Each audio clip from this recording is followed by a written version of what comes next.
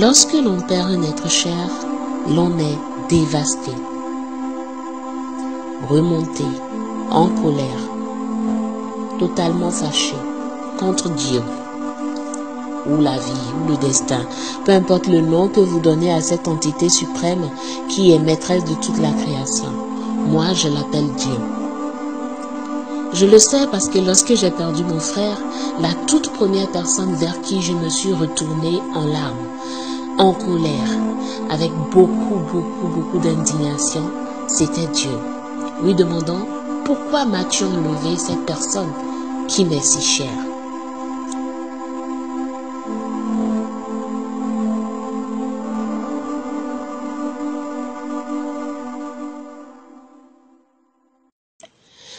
L'exercice du pardon à Dieu, dans ce contexte spécifique, nous permet de réconcilier notre subconscient avec la vérité de notre impuissance.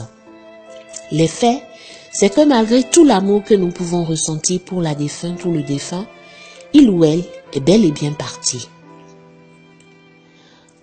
Après avoir réussi à pardonner, à accepter, il faut laisser partir la personne. Laissez la personne s'en aller pour pouvoir bouger et avancer à votre tour.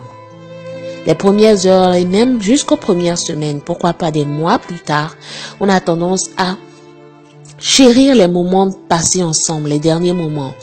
Et pour ceux qui sont dans la culpabilité, pour ceux qui sont dans le remords, c'est ces personnes qui ont eu un échange houleux avec le défunt avant que ce dernier ne décède.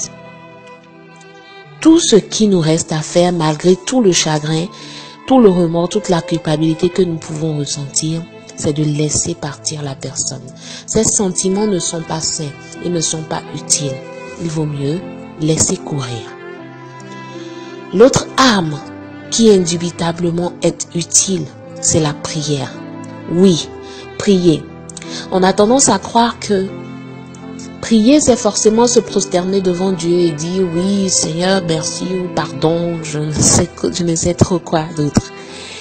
Mais le fait même de se lamenter, de crier son désespoir, de crier sa colère, de même murmurer, de geindre, de se débattre avec Dieu, c'est une forme de prière.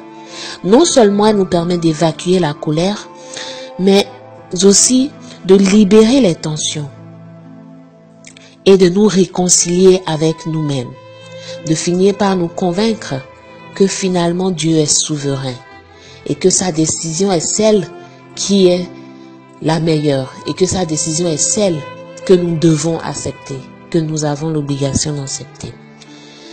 Alors, lorsque vous passez ces étapes, pourquoi ne pas vous venger de la mort? Vous ne pensez pas qu'elle mérite qu'on se venge d'elle?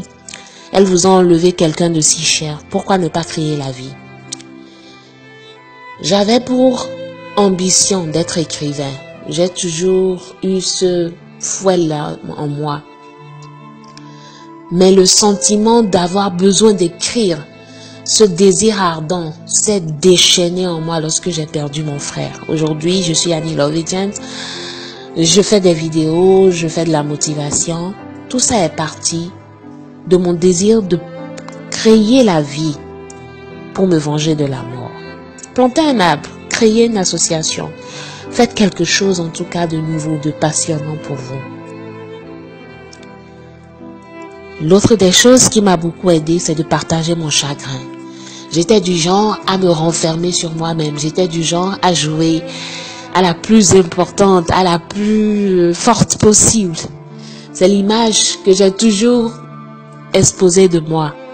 Mais dites-vous que j'ai compris finalement qu'il ne servait à rien, que même la forteresse pour exposer la gloire de sa beauté se repose sur des fondations. J'ai eu des amis formidables qui m'ont soutenu, des personnes incroyables que je pouvais réveiller pendant la nuit. Ces personnes étaient là pour prier pour moi, pour intercéder pour moi, pour me dire tu peux me parler, tu peux m'appeler à n'importe quel moment. Et ça fait chaud au cœur. Perdre un être cher n'est pas une chose facile. Mais le chagrin, nous pouvons en venir à bout en construisant un pont vers l'avenir. Annie Love Agent, finirons-nous jamais de faire le deuil de notre cher? Je ne pense pas. Ceux qui sont partis nous manqueront toujours. Mais le plus utile, le plus important, c'est de garder en nous la mémoire magnifique de ce qu'ils auraient laissé comme impact dans notre vie. Avancez. Ne vous laissez pas abattre. Surtout, demeurez des vecteurs d'amour.